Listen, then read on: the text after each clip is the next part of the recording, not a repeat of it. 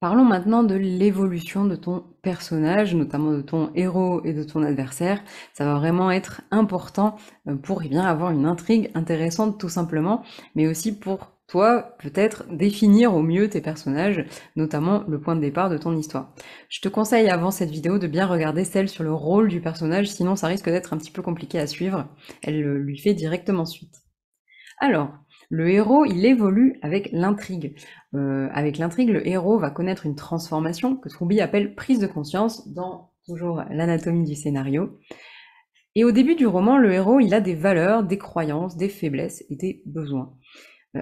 C'est son désir dont je te parle dans la vidéo sur le rôle est complètement lié à ses faiblesses et ses besoins. Il a le désir de combler ses faiblesses et son désir est lié à ses croyances, à ses valeurs.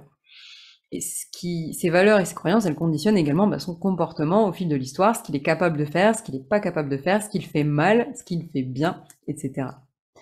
Avec l'intrigue, les péripéties et notamment le climax, là, les valeurs et les croyances, et surtout peut-être la valeur-croyance principale, on va dire, sera modifiée. Le héros va justement prendre conscience qu'il doit changer ça, on va dire, et changer de croyance, et agir selon ces nouvelles valeurs, à peu près au moment du climax, juste après. En gros.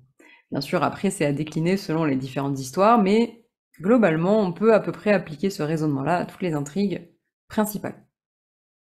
La prise de conscience, c'est donc ce qui résout le problème de l'histoire, c'est ce moment où le héros change de croyance. C'est un peu ça, sa transformation principale. Et Troubi a un point de vue sur cette transformation, il dit qu'elle sera d'autant plus intense si elle est à la fois liée aux faiblesses et à l'intrigue. En gros, qu'on a les faiblesses plus l'intrigue qui donne la transformation.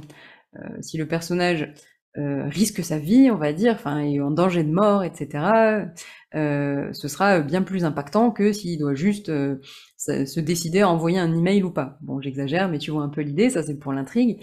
Et pour les faiblesses, eh bien, ce sera bien plus intéressant si le personnage a une faiblesse profonde, une croyance profonde, une blessure du passé, pour faire le lien avec le module à ce sujet, qu'il modifie, plutôt que, finalement, il change de préférence entre le chocolat blanc et le chocolat noir. J'exagère complètement, mais tu vois ce que je veux dire. Les personnages évoluent tous, et ça c'est très important. L'intrigue va tous les impacter, sinon ce ne seraient pas des personnages du roman. Après, elle va les impacter de près ou de loin, bien sûr. Elle va beaucoup moins impacter un allié très très secondaire, on va dire, qui apparaît peu, plutôt que l'antagoniste principal et le héros, bien sûr. Au sujet de l'adversaire, sa transformation se fera a priori en miroir du héros, mais ses croyances devraient également évoluer. Sinon, ça veut dire que l'intrigue n'a eu aucun impact sur lui. N'hésite pas donc à attaquer ton adversaire par ce biais-là aussi, te demander comment il sera à la fin de l'intrigue.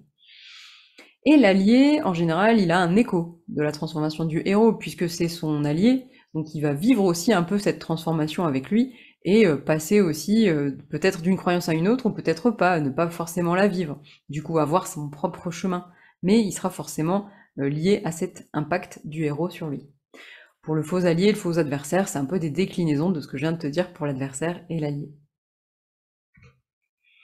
Alors, pas de panique, la transformation, elle se fait assez naturellement quand on écrit. C'est en écrivant le premier jet que, tu mettras petit à petit en place cette transformation et que tu arriveras toi-même avec l'intrigue, avec les péripéties, avec tes personnages, à une nouvelle situation à la fin du roman que celle qui était au départ. C'est forcément ce que tu vas faire. Je n'en doute pas une seconde, donc aie confiance à ce sujet.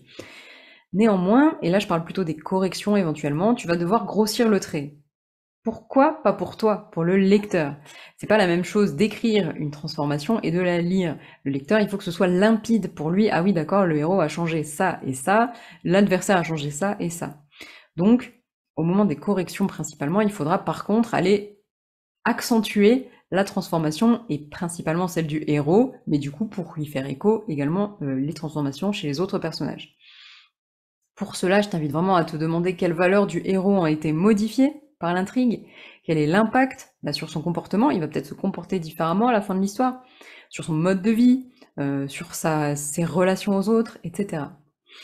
Et surtout, le plus important, comment tu peux montrer, et là j'ai écrit en gros, hein, ce changement. Quelle est la meilleure scène, par exemple, la meilleure action que tu peux faire pour montrer ce changement? Alors c'est quasiment impossible d'avoir la réponse là tout de suite qui te vient à cette question, mais c'est plutôt une piste pour tes corrections. Si tu as trouvé une scène qui montre le changement, est-ce que tu peux pas en trouver une meilleure? Voilà un peu l'idée derrière les corrections et notamment le fait de montrer l'évolution du héros. N'oublions pas donc comment ces changements chez le héros impactent l'allié et l'adversaire et comment tu peux montrer ces changements et ces personnages-là dans la mesure du possible. N'oublie pas qu'il n'y a pas d'évolution, il n'y a pas d'histoire, il y a forcément une évolution, même des personnages les moins liés au héros, ils ont forcément été impactés par l'histoire, et ça c'est assez naturel. Alors n'oublions pas que si ton personnage n'est pas un figurant, alors il est impacté par l'intrigue, point. C'est obligatoire. Par contre, cet impact-là, c'est à toi de le définir, le comprendre et aussi essayer de le montrer au lecteur au maximum.